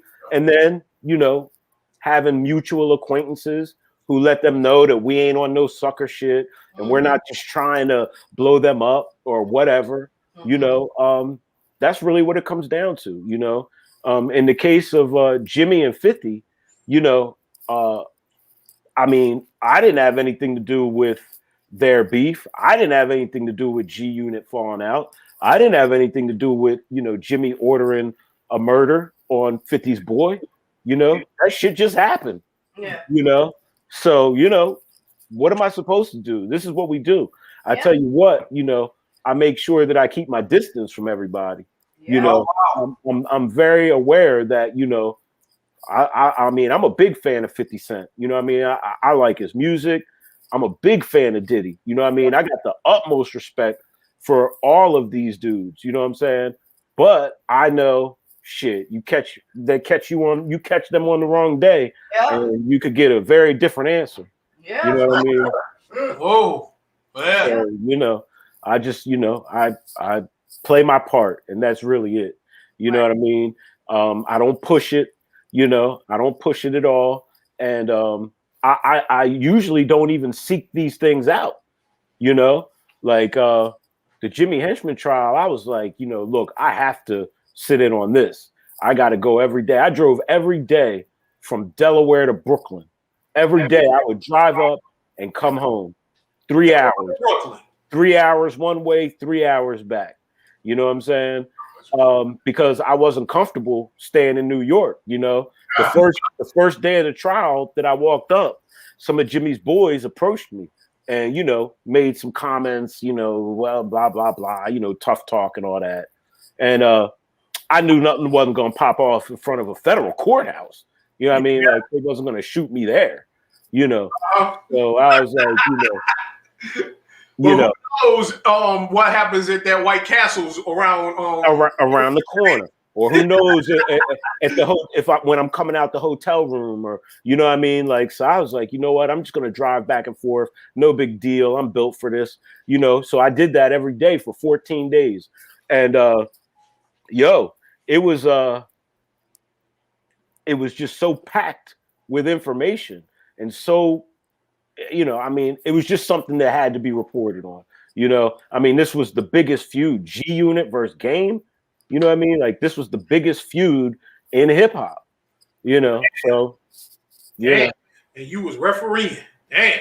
It's right there, man. Jimmy used to, you know, I could tell, you know, during the trial, you know, the days that Jimmy wasn't happy with me, or when he might be happy with me, or, you know, because he somehow, I mean, I guess he could still access, you know, press and media and read things when he was locked up. But, you know, some days he would give me a, you know, mean glance. Other days he would, you know, give me a cool nod, you know, but even him, he knew, you know, I was good enough with Jimmy, you know, he knew. And, you know, a lot of times it's getting the respect of these dudes, you know, from the gate. You know what I mean? So Diddy, Jimmy, all of them, I've met them in their environment at some point. You know, Diddy, I've been in the studio with just him, you know what I mean, and had one-on-one conversations with him. Jimmy's office was crazy. I mean, I went to his office and hit the elevator button, got up to the 6th floor, and there was no door. It was just a black slab that opened from the inside. You know what I'm saying? Oh shit! Got in there, and it was just, you know, it was so intimidating. I concentrated on talking to the little kid that was in front of me, a 4-year-old. I was like, "Oh, hey, little buddy," you know, just so I didn't lose my nerves. That's how, you know, people walk around strapped up, guns up at their hip and all that. Then I sat down with Jimmy, and he was just feeling me out. You know what I mean? Because I met Jimmy first time in like 1999 down in Miami at a club called Bed. He used to roll with Mike Tyson, right? Yeah, he rolled with Mike back in the day. I think he managed Mike Tyson. He managed Brandy. He managed who was the dude that sounded like Biggie? Shine? Not Shine. It was before Shine. Gorilla Black. Gorilla Black. He managed Gorilla Black. So I met him down at a club, you know, and that was our first, you know, real interaction. And in 99, he had just came out of, I guess, doing a bid in like 98, you know, for whatever. I can't even remember at this point. But he was always cool, you know what I mean? Like, I mean, I know that he's a gangster, you know, he's doing 4 life sentences, you know, but shit. I mean, I never had no problems with the dude. You know what I mean? He would call me, break artists. When he had music he needed up, he would give me statements. I mean, even when he was on the run, you know, because he fled when they filed the drug charges against him. You know what I mean? He fled. You know, I asked that question, man, because, you know, I'm Detroit. This is my home. You know, Minneapolis is my second home. But I would have to say Delaware might be my 2.5 home. You know what I'm saying? Yeah, so, man. You know, you're always welcome here. Hey, you know, I love Delaware, right? So, you know, I was out there with you. You know, we did our morning walks. We walked by the river, right? And we was just chilling. And you was just on your phone. You had the control of the world at your fingertips. You had a story. You was about to hit send. Well, when you hit send, I felt that you just shook the world up. And I was just staring at the ocean like, damn, I'm rolling with a nigga that can hit the send button and shake the entire hip-hop world up. That shit was devastating to me because I felt it, phones ringing, you just feel it when you send it. It just...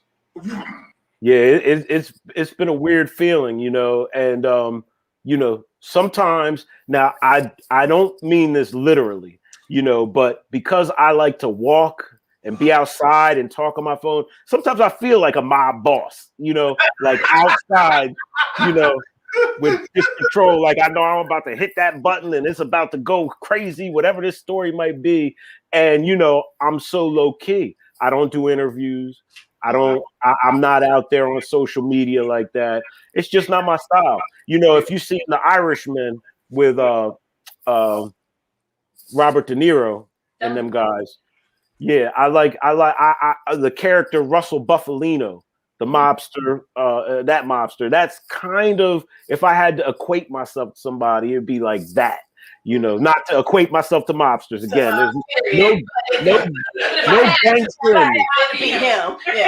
No gangster in me. I don't want it. I ain't trying to be it. I don't want to see no jail cells, no nothing. You know what I mean? But, you know, in terms of, you know, having a certain level of power, but staying low key, trying to stay out of the way. At the end of the day, I just try to do my job every day. And what's my job? My job is just covering hip hop, being dedicated to the culture, and trying to provide the audience with good information to read. That's it. And you do a damn great job at that, sure man. do. You do a damn great job at that. Yes, sir. Thank you. Speaking of hip hop on a worldwide level, man, your brother had some major success in Japan, right? Overseas, Yeah, right? man. Oh yeah, man. Overseas, dog. Marcus. I mean, architect, baby. Yeah, I was shocked, man. I got to tell you. Hold on. Let me plug my my joint up. I'm running out of battery. I was shocked when I went to Japan to check him out. I mean, I knew that he was large. I knew that he was having hit records over there and all that. But when I got there and I saw people, on the street sweating them, when we got to, he did a show at Disney Tokyo Disney, whatever it is. And this nigga was coming up out the stage with explosions and, 5,000 people in the arena. I said, well, damn. Video. I need to see a video of that. Like, Marketech, we need that. You got to send that to us. Come on, It's now. real. We be talking It's about real. iPhones and shit. What the hell? This nigga It's real. under the stage. I saw it. I was under the stage with them, backstage, watching them prepare and, watching them, practice going up and down on the riser and all that. And, I couldn't believe it. Even backstage, I'm like, oh, damn, they got a whole food spread and people sweating them. The only thing that was whack about Japan was you couldn't smoke weed. You know what I mean? So I wanted to smoke blunt. That was it. But I met up with a Japanese Rastafarian chick because people in Japan, they call Jamaica their second island or the mother island, So there's like a big Rastafarian culture out there. I don't know how big it is, but I mean, it looks like Japanese people with dreadlocks. What does that look like? I'm trying to picture that. They don't play. They go to Jamaica. They get involved with the culture. I mean, it was real deal. Wow. And she had some weed. That's the point. Grown fresh out the side of the Fuji Mountain or some shit like that. Yeah, we went back to our hotel room. How was that though? The weed, it was great. I mean, shit. I had gone like 7-8 days with no smoke. So when she said she finally had some, I was like, you stop playing. You need to come to our hotel room. We need to burn this thing up, And what's weird in Japan, well, I don't want to call it weird, but what's different in Japan is everybody smokes inside. You're not allowed to smoke outside. What? You know what I mean? Like smoking outside is like frowned upon.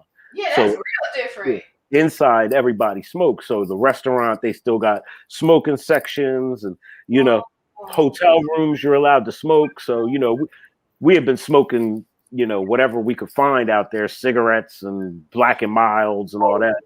So we got up into our room. Oh, man. We lit that thing up. Some legendary parties at our time, Grouch, LA, everywhere, man. We hit them up hard, baby boy. Boy, that the NBA All-Star party. Oh, that Lord. thing was classic. That thing was classic. Remember Dr. J? Dr. J was like, he was like, what is this you keep doing? What is this sign you keep doing? What is that? I said, it's the peace sign.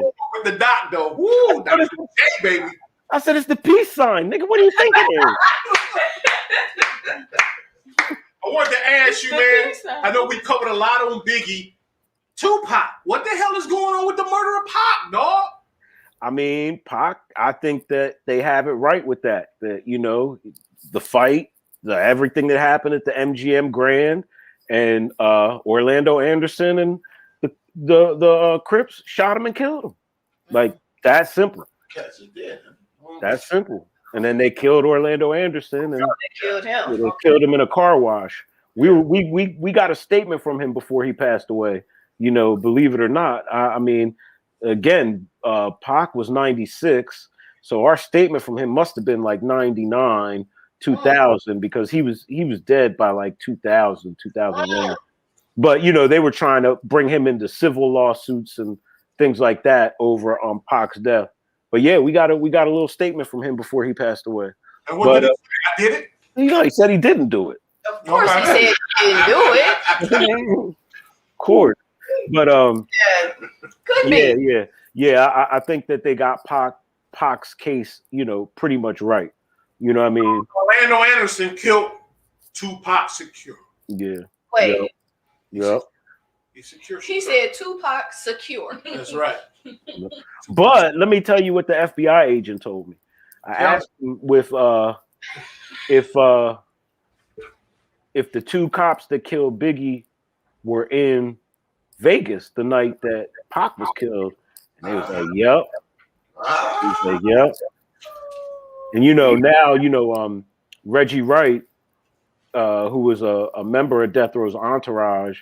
I'm pretty sure I'd have to go back. This is all murky right now, but I'm pretty sure he claims that Suge had some of them cops out there kill Pac. So there is still that theory that Pac wasn't killed by Orlando Anderson. And if you look at the MO of the shootings, both shootings, they're both exactly the same. Mm-hmm. So they said that Pac could have been killed by that Suge love, huh? Yep. Damn. Yeah. I personally don't believe that, especially after talking to Phil Carson, But when I asked him, he was like, "You'd have to talk to the Las Vegas guys about that if you want, to get further into that." Yeah.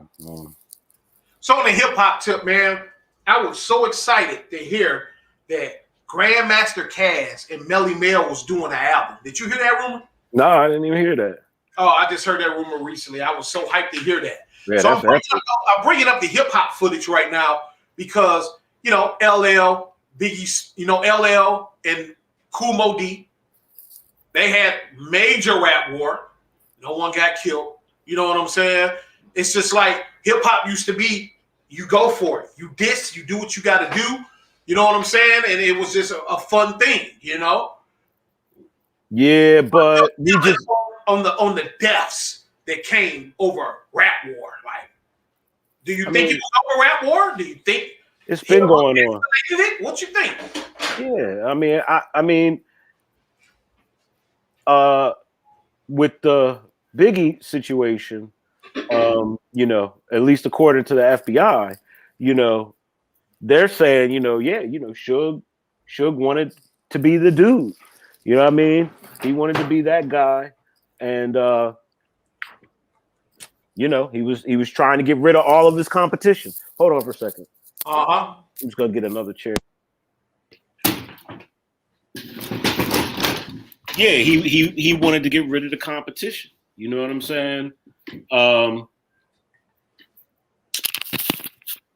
As far as rap wars and in the past, this has always been a violent sport. You know what I mean?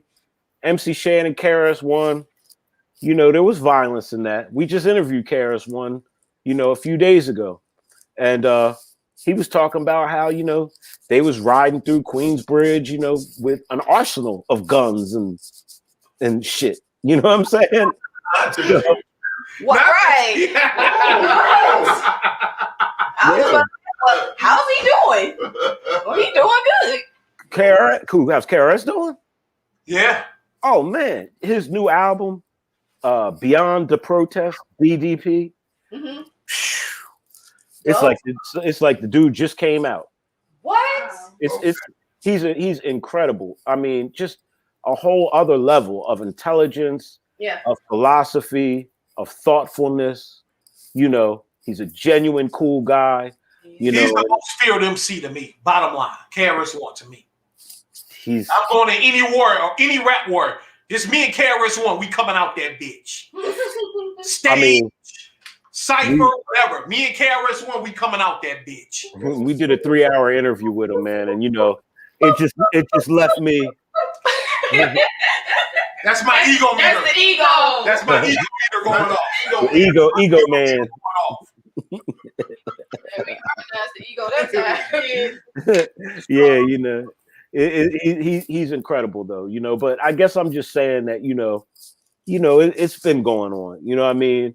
This is the only form of entertainment that is truly rooted in reality. And if it's not real in hip hop, it's whack. If you don't write your own lyrics, it's whack. If you find out you snitch, you're dead. It's death sentence. You know what I mean? It's the only genre that is based off of reality. Like, you can't come out and be a rapper and say, this is just a character I made. You know what I mean? Mm-hmm. Like, you can, but I mean, well, but I mean, I guess what I'm saying is the character can't be like, I'm a robber, killer, jacker, and then I'm this corny, whatever kind of guy in real life. Like, you know what I mean? Tekashi 6ix9ine.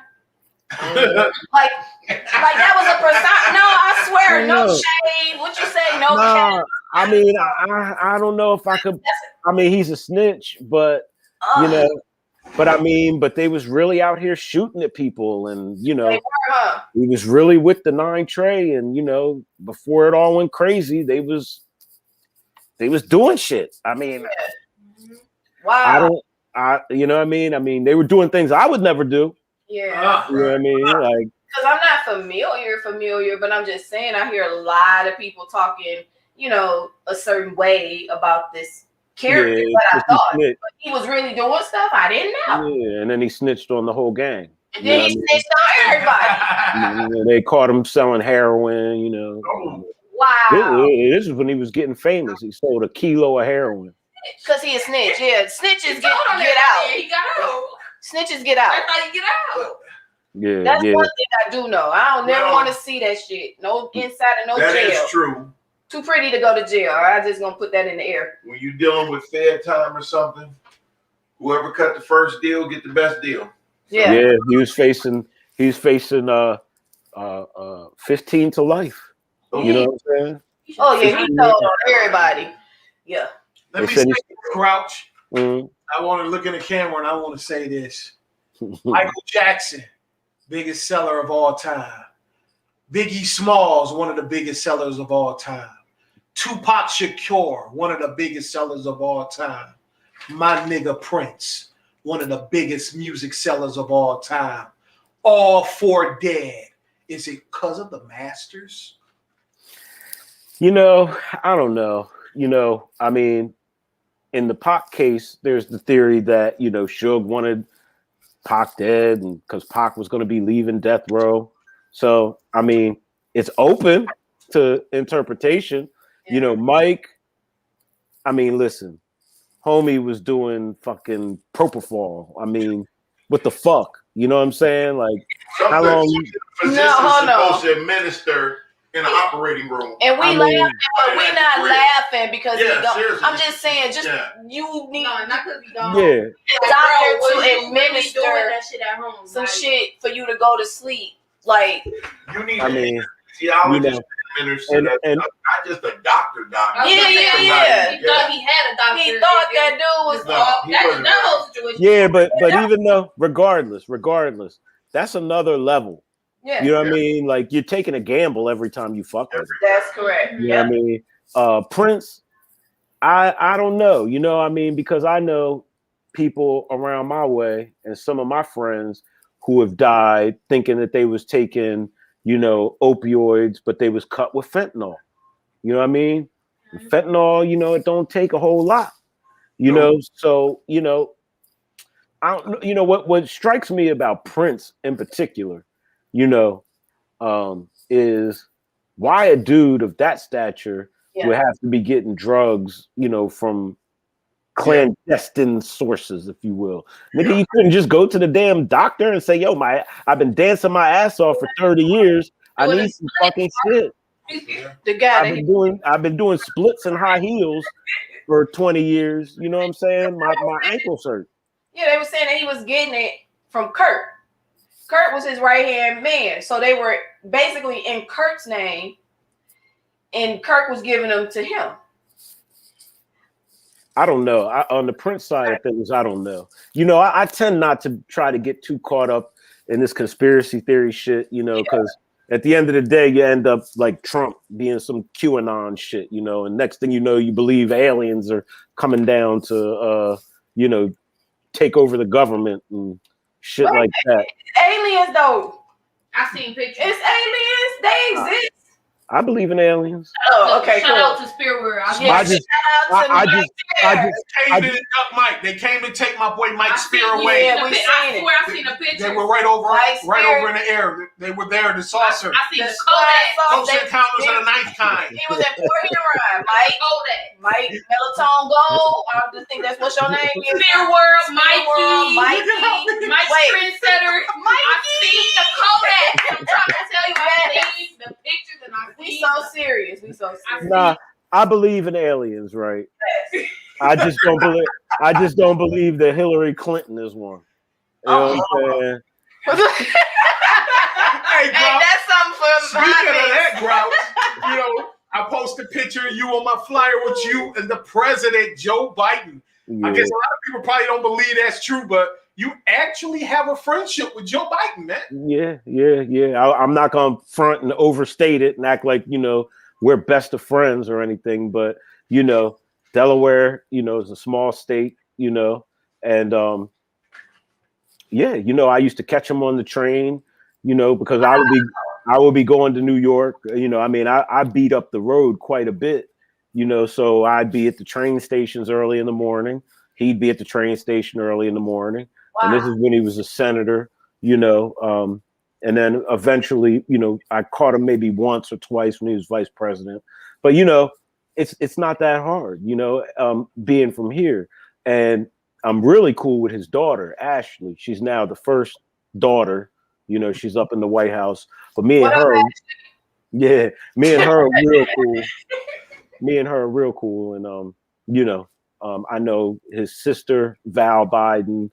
So, you know, I know like 3 or 4 people in the family, but, you know, I be telling people like, listen, he's the president now. You know what I'm saying? Like I'm like number 1,800 billion in line. You know what I'm saying? Like, I mean, you know, he's definitely not thinking about no Grouchy Greg, but if you said my name, he would know it. You know what I mean? Yeah. Oh, yeah.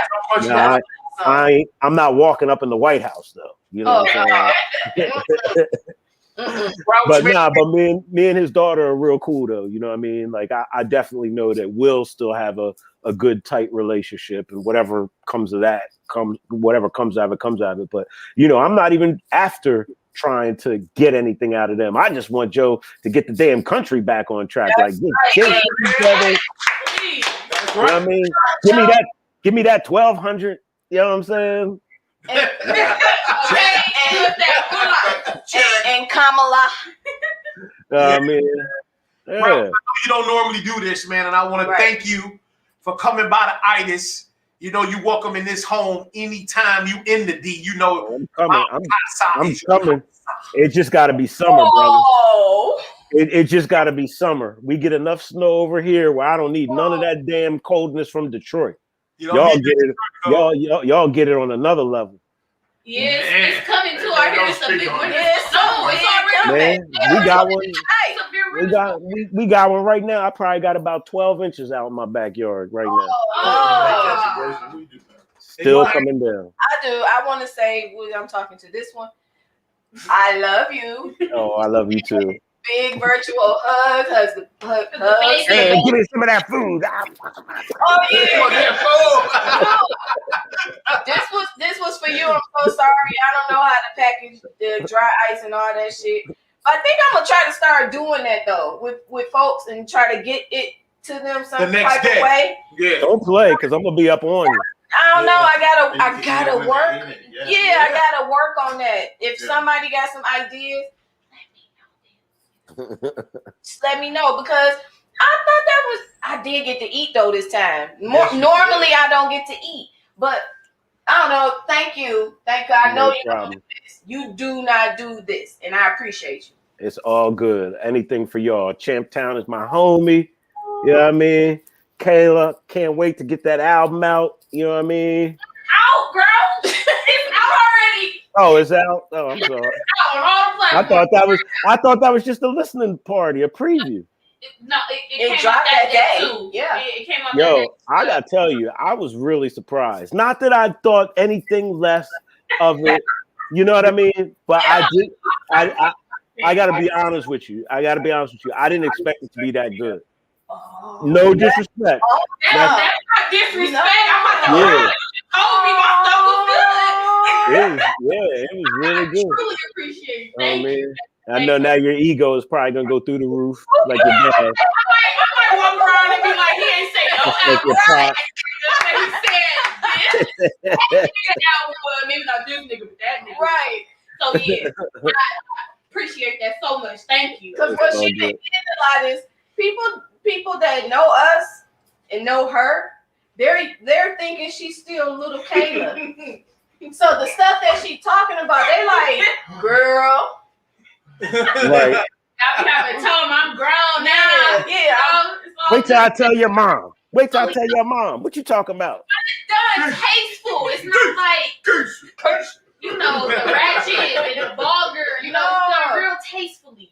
Yeah, it's beautiful. It's a beautiful album, and I thank you. I'm like, yes, Grouch. That's like a stamp of approval right there. It is. Ain't nobody tell me nothing, especially you haters.